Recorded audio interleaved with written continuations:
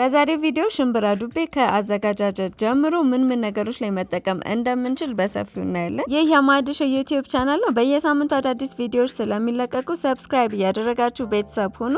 ወደ ቪዲዮ እንመለስ። በመጀመሪያ ሽምብራ ዱቤያችንን እናዘጋጃለን። እኔ የተለቀመ ነው የገዛሁት። እሱን ካላገኛችሁ ደግሞ ሽምብራ ዱቤ እንለቅማለን። በመቀጠል ሽምብራ ዱቤያችንን እናጥበዋለን። 2-3 ጊዜ ንጹህ ውሃ እስኪሆንልን ድረስ እየደጋገምን እናጥበዋለን። ውሃችን ንጹህና ኩልል ያለ ሲሆንልን ክዳን ያለው እቃ ላይ እናደርገውና ውሃችንን ሞላ አድርገን ከድነን እናሳድረዋለን። ዘፍዝፈን ስናሳድረው ከላይ መዝጋት ይኖርብናል። እንዲሁም ደግሞ ቀዝቀዝ ያለ ቦታ ወይም ደግሞ ፍሪጅ ውስጥ ማስቀመጥ እንችላለን። በንጋታው ስናወጣው እዚህ ጋር እንደምታዩት ሳይዙ ጨምሮ እናገኘዋለን። በንጋታው መቀቀል የማችሉ ከሆነ ውሃውን ደፍተን አጥበን ድጋሚ ውሃ ንጹህ እንሞላበታለን። እኔ በንጋታው ነው የምቀቅለው። እዚህ ጋር ውሃውን እደፋና በደንብ ሙልጭ አድርጌ ድጋሚ አጥበዋለሁ። ያደረ ውሃ የራሱ ጠረን ስላለው በደንብ አድርገን ደጋግመን 1-2 እናጥበዋለን። ከዛ የምንቀቅልበት እቃ ላይ ሽምብራ ዱቤያችንና ውሃ አድርገን መቀቀል ነው። እስከ 30 ደቂቃ ድረስ ለመብሰል ይፈጃል። እናንተ የምትፈልጉትን አይነት አበሳሰል ላይ ሲደርስላችሁ እያያችሁ ማውጣት ይቻላል። ከዛም ውሃችንን እናጠላለን። በነገራችን ላይ በሽምብራ ዱቤ ውሃ የጾም ማዮኒዝ መስራት ይቻላል። እሱም በቀጣይ ቪዲዮ አሳያችኋለሁ። ከዛም ትክክለኛው የምንመገበው ምግብ ከዚህ ጋር ይጀምራል። እንዲሁ እንደተቀቀለ ትንሽዬ ጨው ነስንሳችሁ ማቅረብና መመገብ ይቻላል። የተቀቀለው የሽምብራ ዱቤ ደግሞ ከበረደ በኋላ ክዳን ባለው እቃ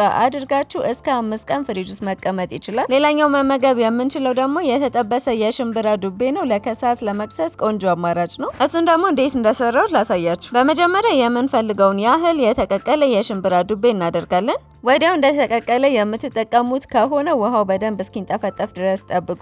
በመቀጠል ዘይት፣ ጨው፣ ቁንዶ በርበሬ እንዲሁም ትንሽዬ በርበሬ ለከለርና ለጣዕም አድርገን አንድ ላይ እንቀላቅለዋለን። ሁሉንም የሽምብራ ዱቤ በደንብ እንዲዳረስ አድርገን እንቀላቅለዋለን። በመቀጠል ደግሞ ኦቭናችንን በ200 ዲግሪ እናሞቀዋለን። ከዛም የምንጋግርበት እቃ ላይ እኔ ፎይል አድርጌያለሁ። ዘይት የነካው እቃ ማጠብ ስለማልወድ፣ ከሌላችሁ ግን ግዴታ አይደለም። እቃችን ላይ እንገለብጥና እንዳይጠባበቅ አድርገን ዘርዘር እናደርገዋለን። ከዛ ከ20 እስከ 30 ደቂቃ ባለው እያየን እናበስለዋለን።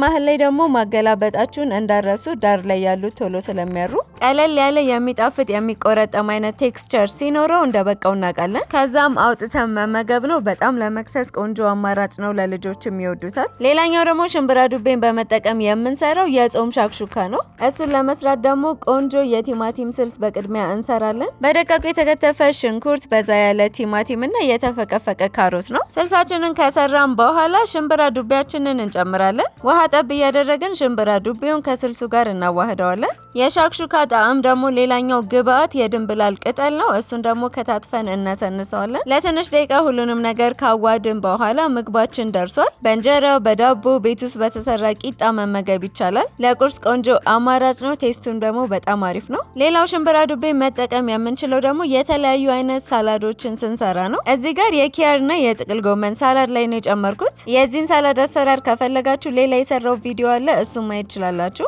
እዚህ ጋር ደግሞ የደቃቅ ስጋ ጥብስ ላይ ጨምሬዋለሁ። ደስ የሚል ቴክስቸርና ፍሌቨር ይሰጠዋል። ሽምብራ ዱቤን ከተለያዩ ምግቦች ጋር እየቀላቀልን መመገብ እንችላለን። ሌላው መጠቀም የምችሉት ደግሞ ከሚጠባበሱ አትክልቶች ጋር ነው። በሌላ ቪዲዮ ደግሞ በዛ ያሉ የሽምብራ ዱቤ አሰራሮችን አሳያችኋለሁ። የማዕድሾ ቻናልን ሰብስክራይብ በማድረግ ቤተሰብ ሁኑ። መልካም ማዕድ